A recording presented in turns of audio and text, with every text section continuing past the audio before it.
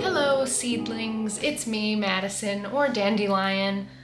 Today I am sharing some pretty cool, pretty exciting news about the next thing that I am studying, because you know me, I'm always studying something. But as you can tell from the title of this video, I am making the choice to become a death doula. And we'll get more into what that means exactly. But yeah, so I'm currently, it just started today actually. I just got done with our first class.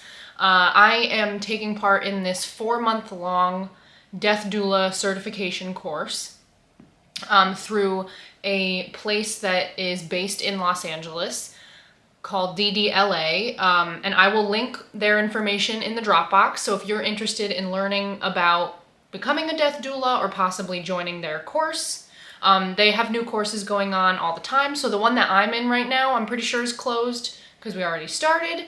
But if you maybe want to take the course, the next one that comes along, then all of their information is in the Dropbox. Or maybe you want to hire a death doula for their services, you can also check them out for that. Yeah, so just for anybody who doesn't know, a death doula is a person who leads a person who is dying through the dying process, and or every death doula is different, but and or helps the people around them, their loved ones, their friends and family, to deal with the death, prepare for the death.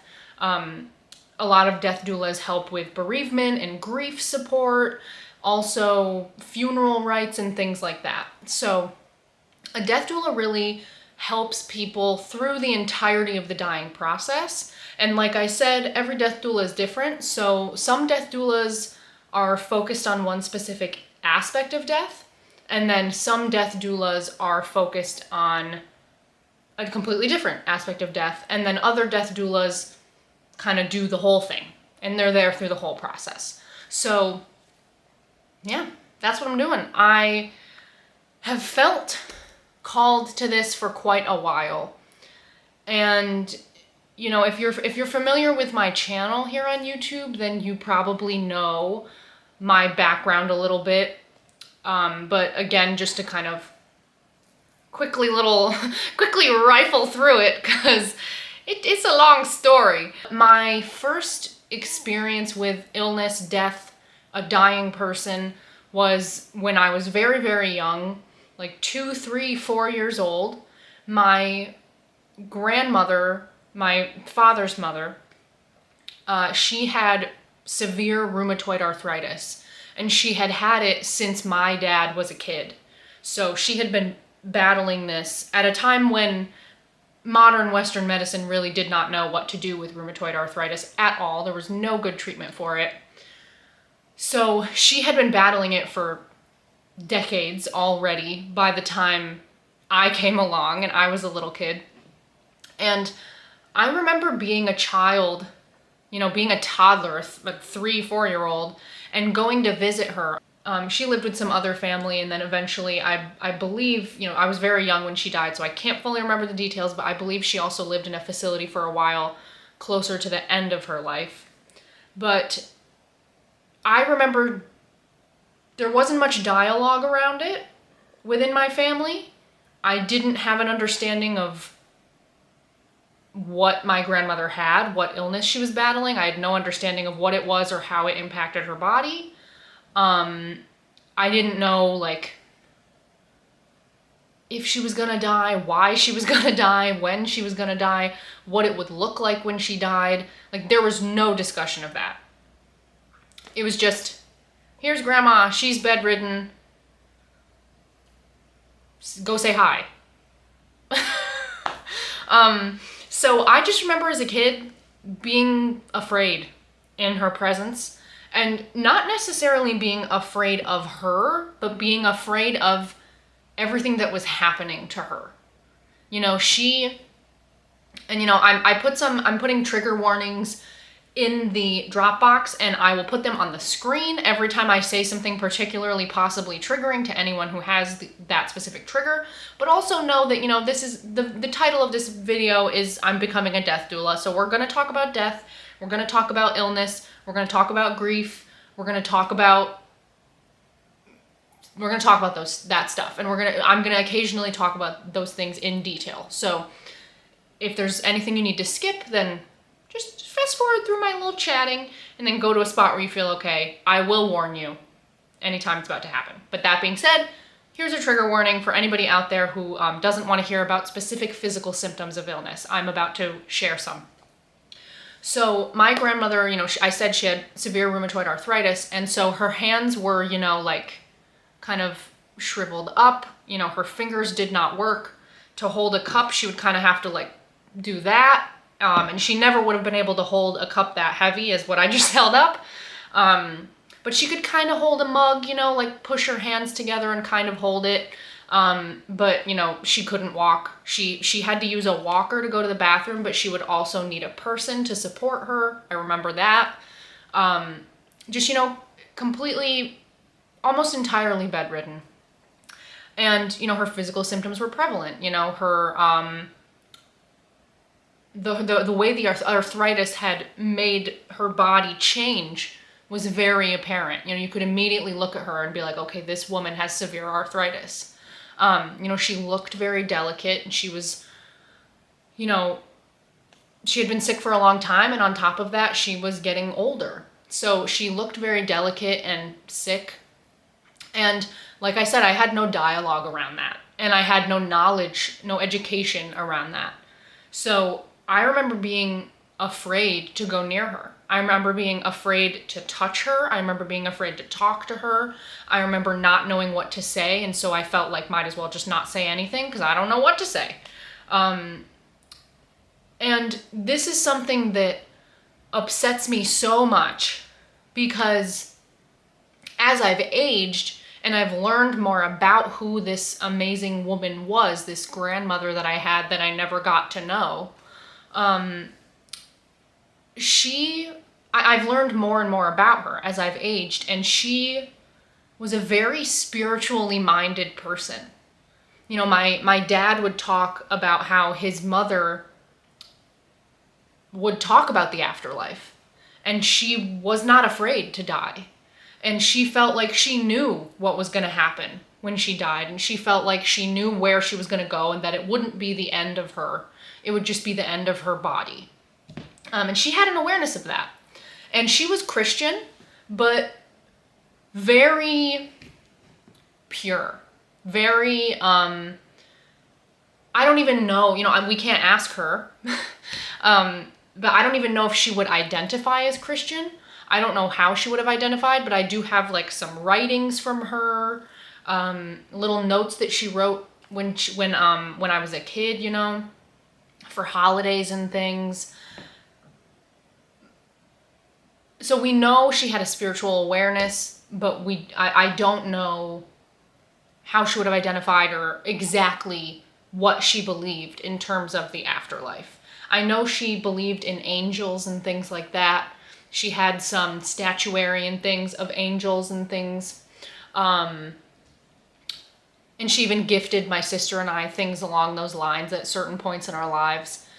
And she died, I can't remember exactly what age I was. I think I was around 6 when she died, somewhere around there. And that was my first experience of death. And my grandmother, she did not want to have a service. This was largely because she knew how expensive American funerals are. She knew how needlessly expensive they are. And she also was very big on, you know, I want you to celebrate. I want you to, you know, I want you to live. I don't want you to wallow in death. And also, you know, she was diagnosed with rheumatoid arthritis, like I said, at a time when Western medicine didn't know what to do with it. And she lived way longer than any doctor thought she was ever going to. So she, like my father always talked about she was ready to go. When she finally died, she was ready to take that next step. And so that was my first experience of death. And, like I said, she didn't want a service. She wanted to be cremated. She didn't want to be buried. So we have her ashes, but there was no service, so there was no place of grief. There was no conversation around it.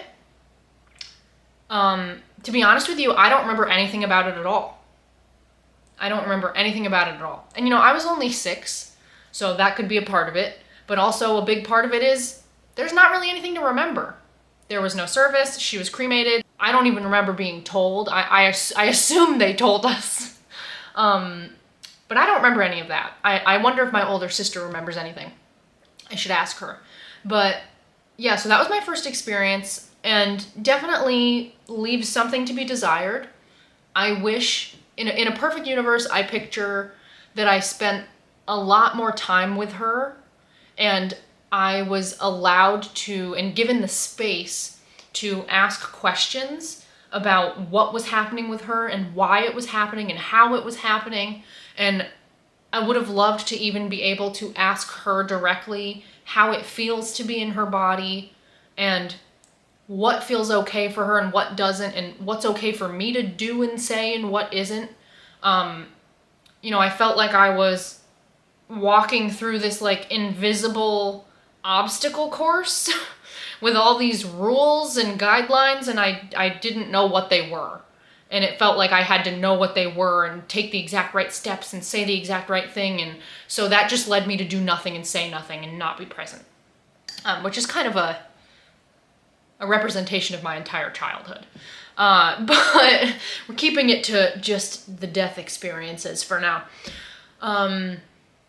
Yeah, and then in that perfect world, I imagine that eventually as she died, I got to be present with her. I would have, I think 6 is a little young in theory, I don't know, to be in the room while she's dying, but it would have been nice to be able to be more a part of that process of dying with her and be able to grieve and be able to experience that healthy relationship with death from such a young age. I think that would have been amazing. So yeah, or even after, it would have been really nice to have like a little family service of our own that was free. Maybe in our own backyard or wherever. Probably would have been up to my dad, wherever he wanted to have it with his mom. Just a space where we could have acknowledged the death and felt any feelings that come up. And I think it also would have been really nice to witness my father grieve. I think that would have been really, really powerful. But I don't remember any of that. So I don't remember if, I don't remember. I was only 6. And like I said, I don't think there's much to remember. Then I think, I can't remember how old I was, but I was still very young. My mother's father, so my grandfather, died. And that was a little bit of a different situation in that my mom's father was not long-term chronically ill, but he was sick for a time. Like, they knew he was getting close to death. And I remember those grandparents lived in Florida at the time. We lived in New York State. And my mom was flying down to Florida to be with her dad as he was dying. And when she was on her way to the airport, she got a call from her family that her dad had died.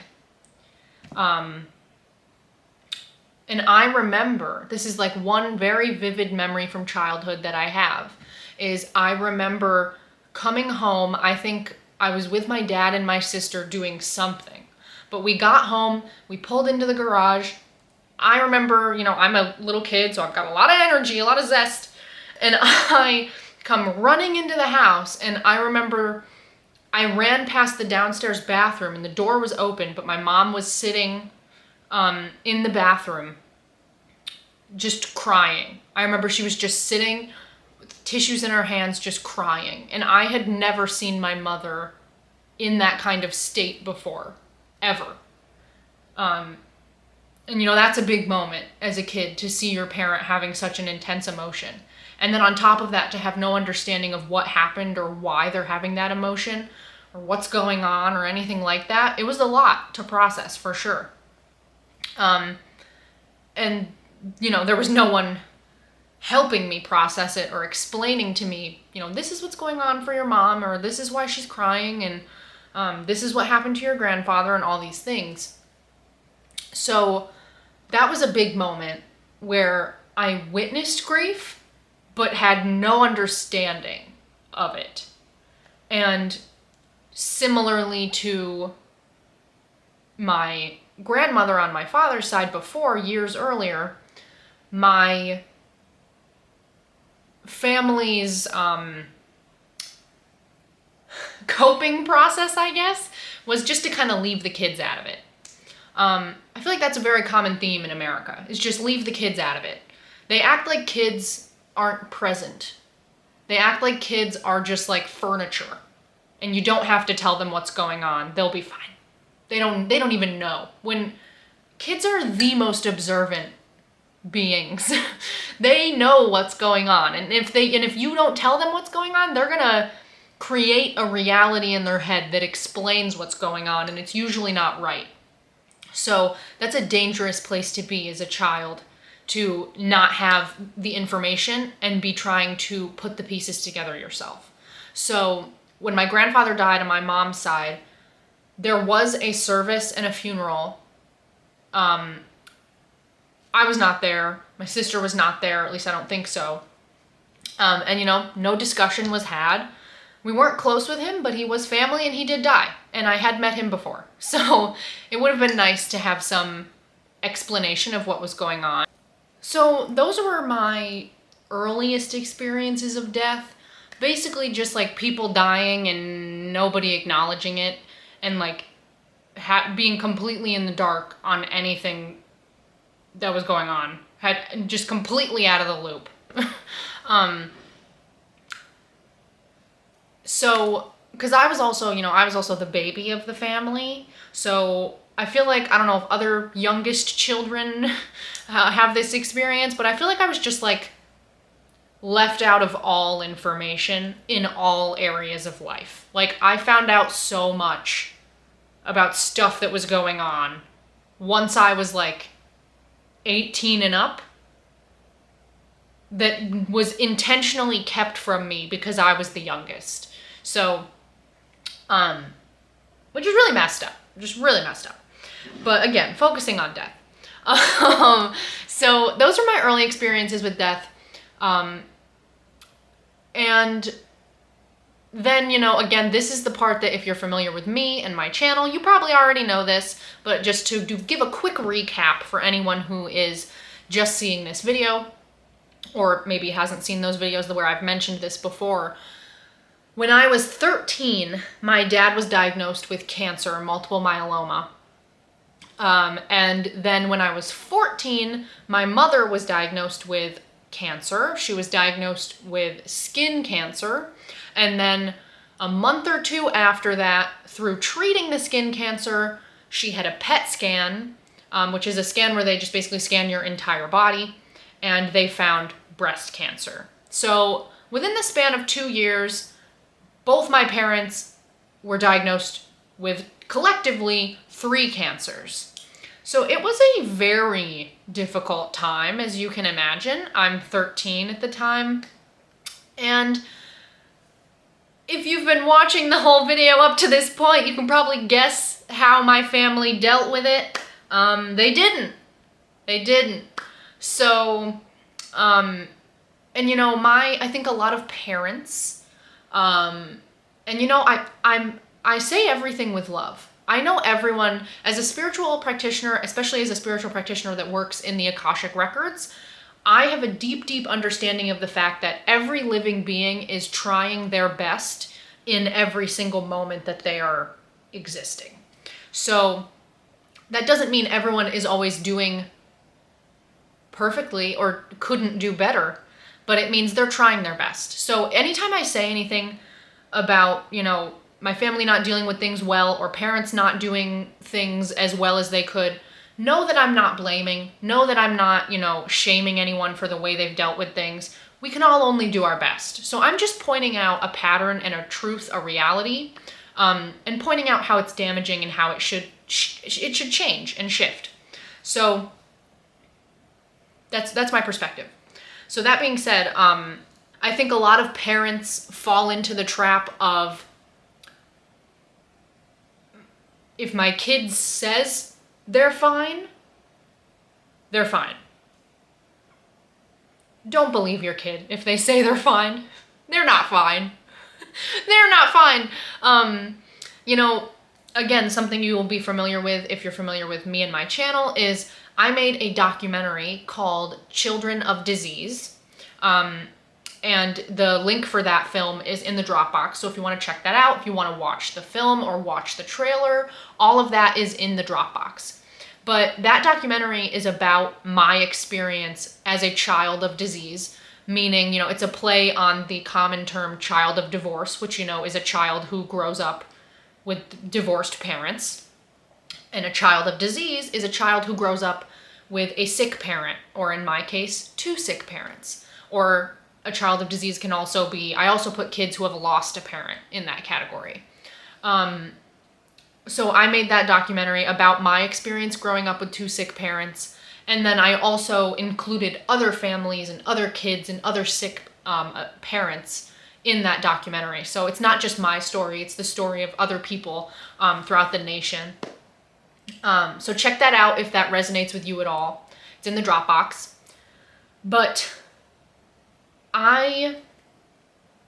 when I made that documentary, I saw very intensely illustrated that often what happens is that, especially in families where there are 2 children, usually what happens is the older sibling kind of goes into anxiety mode and the younger sibling goes into disassociation mode. And I'm not saying that that's always what happens, but I have seen at least 5 different families where that is exactly what happened, my family included. So I think a lot of the time parents fall into the trap of, oh, my kid said they were fine, or my kid doesn't seem to be overly upset, so I'll just leave them be, they're clearly coping fine. Like something that my parents always used to say about me to other people in my presence is, oh, Maddie's fine, she doesn't need much. Which, I don't think I need to explain how damaging that is. Because it basically taught me, oh, my parents want me to not need anything. My parents need me to be okay. So I'm gonna choose to be okay, and I'm gonna choose to not need anything, and I'm going to stuff my needs and feelings and emotions down so far that even I can't find them. So that was my experience of my parents being sick. Again, you can get more about the depth of the story of everything that occurred in the documentary. But very luckily, my mother was cancer-free after, I don't know how long, a year or 2. She was cancer-free and remains cancer-free to this day. Woo! But my father, on the other hand, he was diagnosed with multiple myeloma, which if you know anything about multiple myeloma, it's not good. It's an incurable cancer. There are some treatments coming out now, though, actually, that have a lot of promise, which is very difficult for my family to hear, because my dad couldn't have those. It can be a very nasty cancer, and my dad also had some other things, some certain facets of that cancer that are rare, that added on top of the fact that he had the cancer a little bit extra difficulty in treating it, made it even harder to treat it. So my dad's diagnosis was not good, and he lived with the cancer for, well, he lived with the cancer for 5 years, and then he had a near-death experience where he almost died from sepsis because he got an infection in his leg after having a stem cell transplant. And like I said, he had a near-death experience. The doctors were like convinced he was going to die. He made a miraculous recovery. And he fought 3 more years trying to get back to a place of semi-healthiness before he died when I was 21. In the hospital, he died. And this experience, I would say that the whole experience overall, from his diagnosis when I was 13 to his death when I was 21, those years were the most formative years of my existence. And I think that they always will be. Not only was a lot of intense life experience going on, but I was also a child. So it was literally impacting my foundation of who I was going to be, because I was still a child having a childhood. And this became my childhood. And this inevitably, and I talk about this in my documentary, and other families talk about it too, but this inevitably, trickled out into all areas of my life. By the time I was a senior in high school, I had no friends. I was severely mentally ill.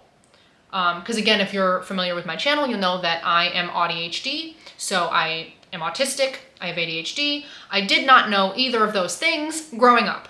So on top of this trauma going on and being a child, and I have no grief counsel, I have no death counsel, I have no illness counsel, I have no therapist, I have no anything, no support. I also had no extended family. It was literally just me, my sister, and my parents.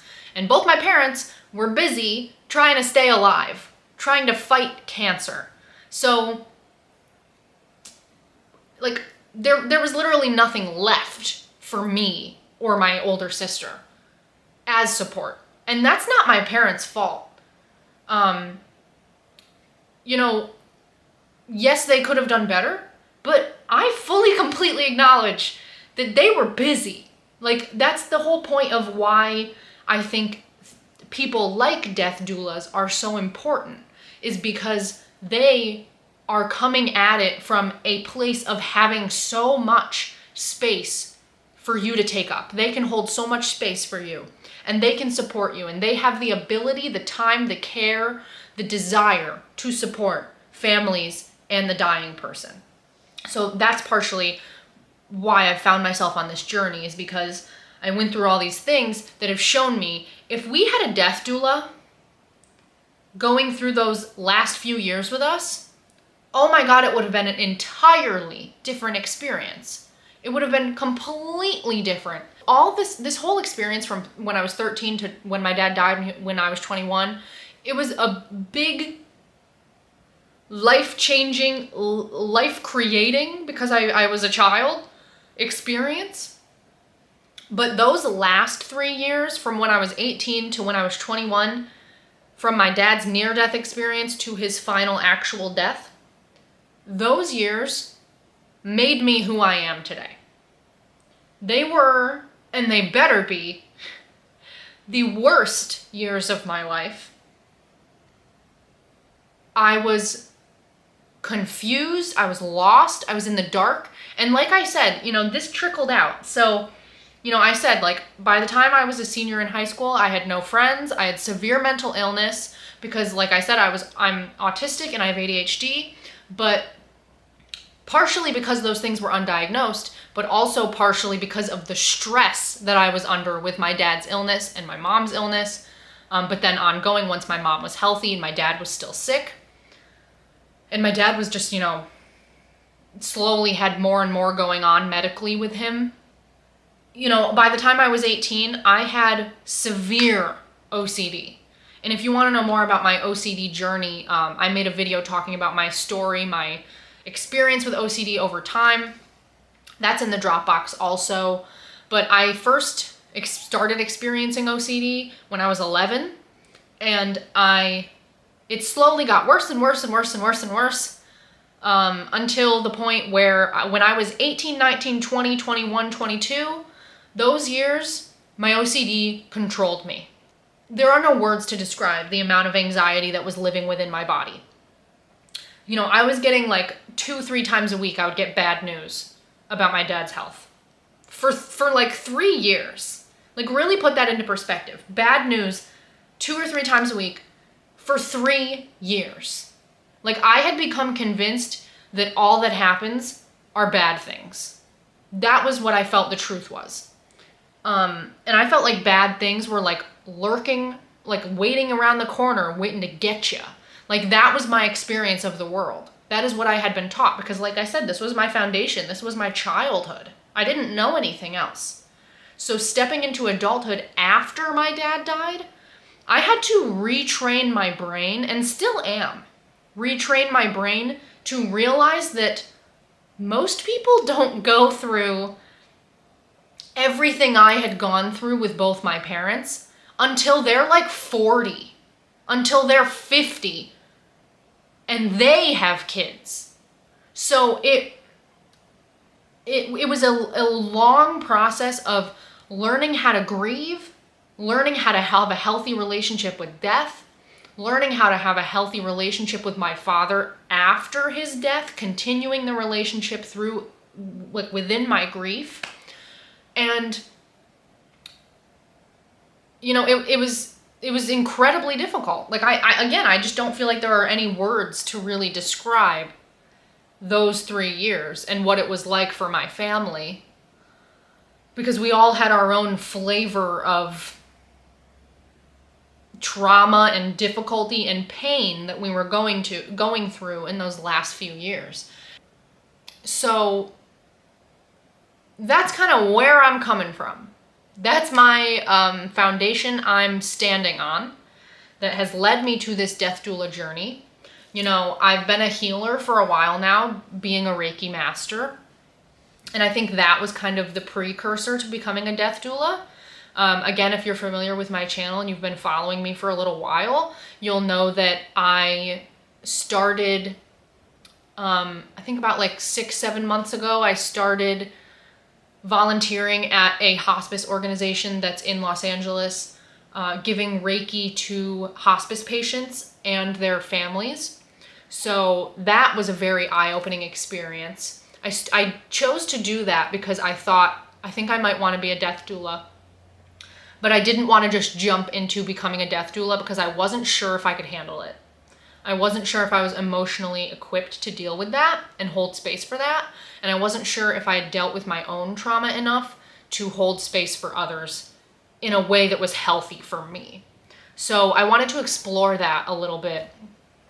And giving Reiki to the hospice patient that I saw and their family reaffirmed for me that this is correct for me.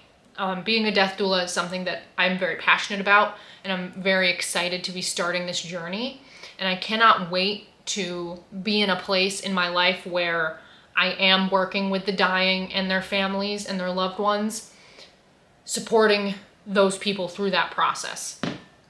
But I'm going to talk a little bit about how I came to decide that being a death doula was the right thing for me. And it's kind of it's a little bit of a silly story, but it also is, it's silly, but it's also serious. I don't know.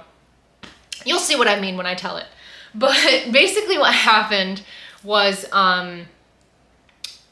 there was one spring where, if you live in Los Angeles, or I'm sure a lot of other places do too, but I just didn't grow up with this. So I remember when I moved to LA, I was like, what?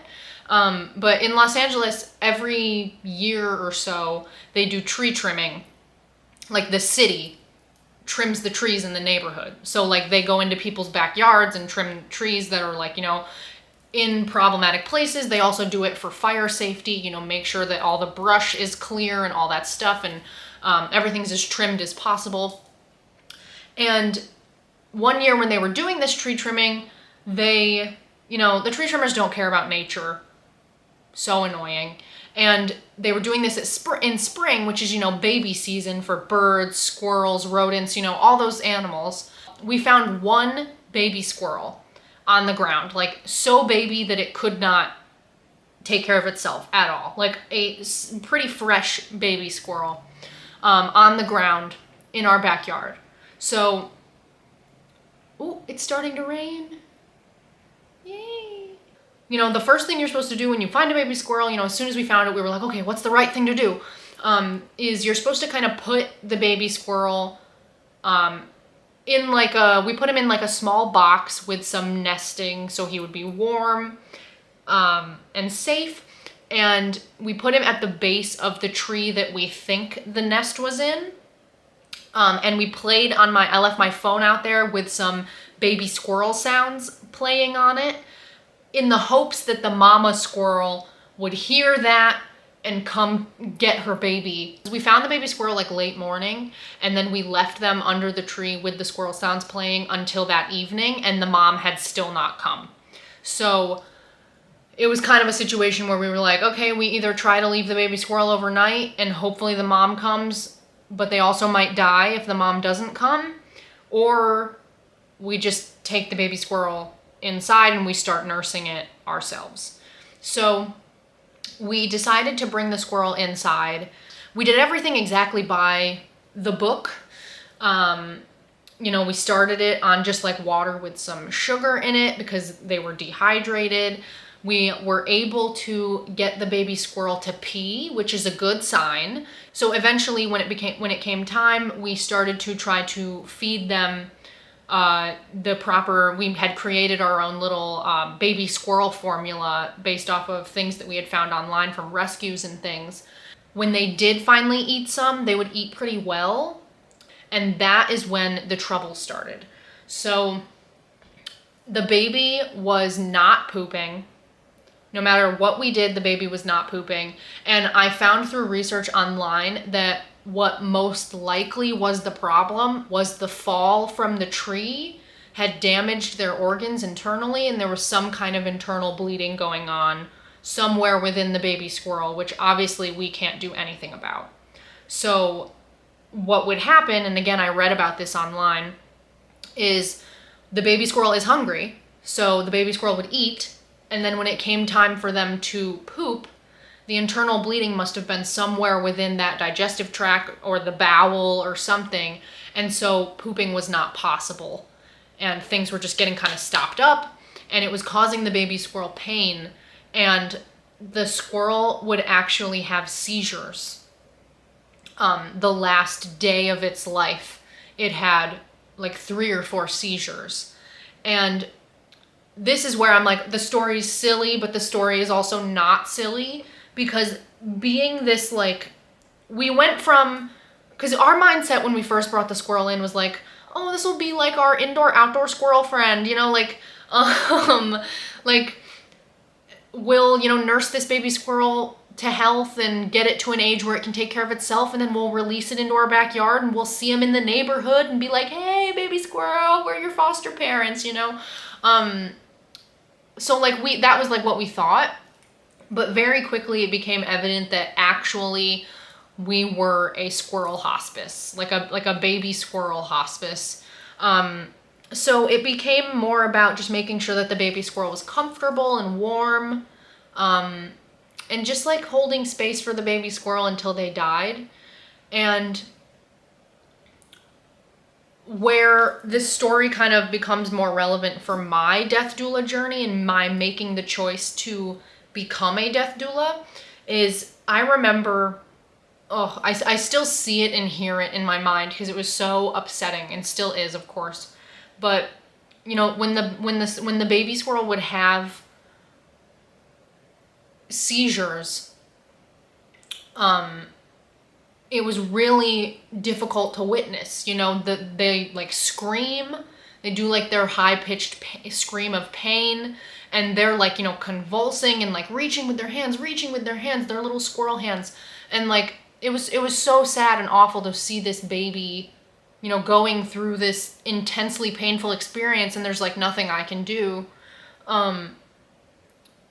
And I remember, and shout out to my sister, because I'm going to mention her. And don't feel weird, Jordan, if you're watching this, because your gifts are different than mine. Your gifts are just completely separate from the gifts I have in terms of like, you know, who you are as a person.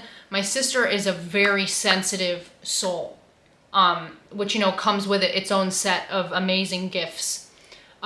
So witnessing intense stuff for my sister is very difficult because she feels it on a very deep level and she cannot help it, and it stays with her. You know, she was the kind of little kid who's like already thinking about death at the age of like 3, 4. Like, she's having big existential thoughts. So she's a very sensitive soul. I, on the other hand, am the kind of, you know, like there's a lot of different ways to be autistic, but my sister and I are both autistic, and I feel like we both are like opposite sides of the autism spectrum, because like I said, she's very deeply, deeply sensitive, and I am the kind of person like for example, when my mom called my sister and I, it was the middle of the night, my mom called my sister and I to tell us that our father had died. My sister, immediate crying, immediate emotion, immediately experiencing the pain. I felt nothing until later. Then I felt all the emotion and all the grief and pain and all those things. So I am not a person who immediately reacts to what's going on. I have a lot of processing time that happens for me. And also just, I don't know if it's like my life experiences or the way I was raised or just the kind of autistic I am or a combination of a bunch of things. But I am the kind of person that when something intense is happening, something emotionally charged is happening, it's like a switch gets flipped in me and I go into like, I don't know what the right term would be, but I go into like deal with it mode, cope with it mode, like get through it mode. And and feeling emotions gets in the way of being in that mode. So the emotions come later. It's not like I'm blocking them. I don't feel them until later. And that's when they come up. So I remember this squirrel started to have a seizure, and I remember my sister immediately having a very visceral emotional reaction to the squirrel being in so much pain and having a seizure. And I remember just turning to her and being like, just go. Like, I remember just being like, just leave. Like, if you can't, if it feels bad for you to be here witnessing this thing happen, just go. I can be here. I can stay here. I'm fine. And again, I reiterate, she has different gifts that I do not have. So this is just like one thing that made me realize that a gift that I have is witnessing hard stuff. I am good at it.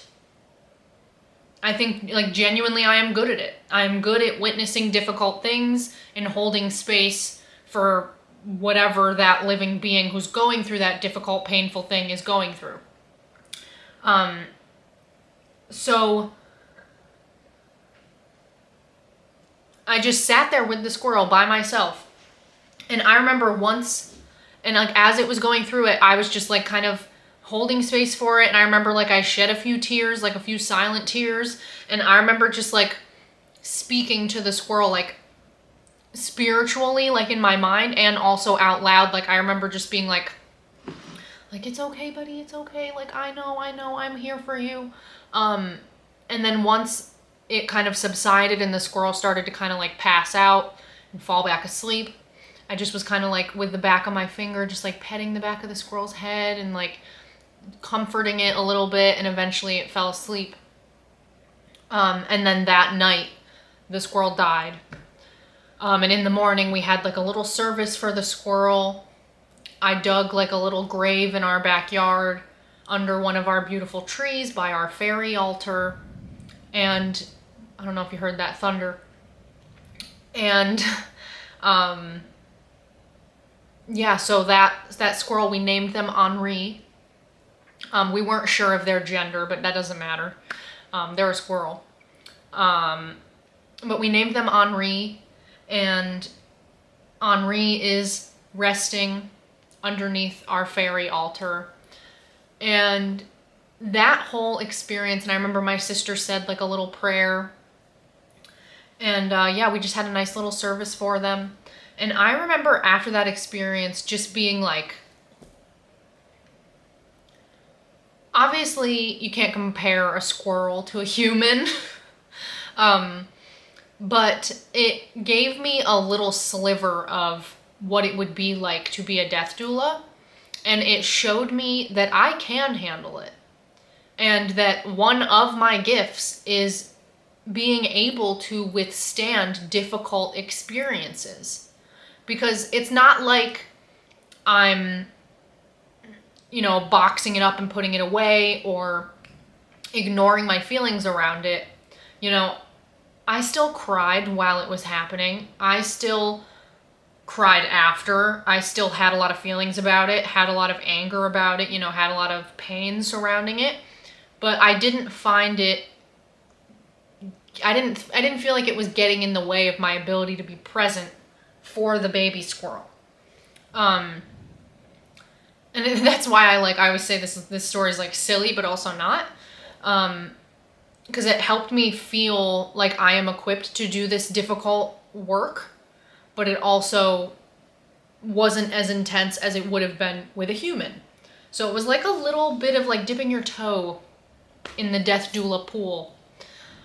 So that was like a big moment for me of, I think I actually am a lot tougher than I realize. I know I'm tough. People always tell me that I have little to no awareness of pain, and whenever I'm having anything done, like a tattoo or any kind of treatment that's painful, the practitioner giving me the treatment is always, or the tattoo or whatever, is always like, I have never had anyone sit as still as you, and never ask for a break, and never say ow or anything like that.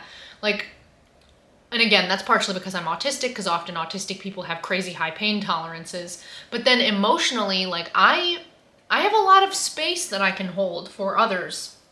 And that is something that I never realized about myself. So this experience helped me to realize that I actually have a gift for witnessing pain and being able to handle it healthily. Being able to hold that space for other people. While also after the fact, checking in with myself and taking care of myself. So that was a big moment for me in my steps to deciding, okay, I'm going to do this. I'm going to become a death doula. So now I am in this program. Like I said, it just started today. And it's great because, like I said, it's a 4-month-long program with, it's a hybrid program partially. It's mostly online, and then there are in-person gatherings in LA, which I'm going to be going to as many as I can. But it's also really great because this program also gives a lot of other resources that can go along with the course, like books you can read, podcasts you can listen to, documentaries you can watch. And it was great because I've already seen a couple of the documentaries because I'm such a documentary nut. And maybe we'll make a video on that, my favorite documentaries surrounding death and dying. Especially once I watch all the other documentaries that are on the list for my class. But I've also been going through the books on the list for my class, and there are a zillion, and I'm gonna read them all because I'm me. All my bookshelf tours. But some of the books that I have already, I almost dropped them all. I already got these, many, many books. I already started reading this one on the top. I'm I'm in my childhood home, by the way. I don't think I acknowledged that. We're not in our usual place. In my mother's house, the house I grew up in, well, the house we moved into when I was like, ooh, boom, thunder. The house we moved into when I was like 6 or 7. So I've got all these books to start my studies already. Most of them are specifically on death and dying. And then I bought this. This wasn't on our list. Woo! This wasn't on our list for the class. Sorry, it just got significantly darker because the storm outside is picking up. So if you hear anything weird, there's a thunderstorm going on. But like I was saying, this book is not recommended, but it came up in the lecture that I watched because of the class, that's part of the class. But I have another layer of perspective to that lecture because I'm pagan that the guy who was giving the lecture just doesn't have, because he's a white man who's not pagan. But this book came up during the lecture. It's, the philosopher Kierkegaard, Fear and Trembling. So I'm going to be reading this also. But yeah, these are the first books that I'm reading for the class. There are a lot more books I'm going to be reading for the class. So I'll keep you guys updated on those. And once I've read a bunch of them, I'll give you guys some book recommendations about death and dying and grief and all those things. So if you're interested in learning more about those topics, stay tuned for that. But yeah, so that's my spiel about how I'm becoming a death doula. I'm really excited to be embarking on this journey. I'm really looking forward to learning so much more and connecting with all the other students who are also becoming death doulas alongside me in the class, and then also the teachers, connecting with them more, these people who already have years of experience working with the dying and their families. So yeah, I'm really excited. I'm going on a really expansive journey. I'm really looking forward to continuing it. Anubis is a strong presence for this work. So is Hecate. Honestly, so is also Mary Magdalene, Lord Krishna. Yeah, just, I feel like all my guides, all my guardians, teachers, loved ones, ancestors, it feels like they're all present for this. And it's a really important bit of like generational, ancestral healing that I'm participating in by becoming a death doula. So I'm going to be bringing you guys along with me, give you updates along the way, film any relevant moments, and keep you guys updated. So don't forget to subscribe if you aren't already so you can follow along my becoming a death doula journey. And if you have any questions about it, leave those in the comments and I'll answer as many as I can. I will see you soon, seedlings. Blessed be.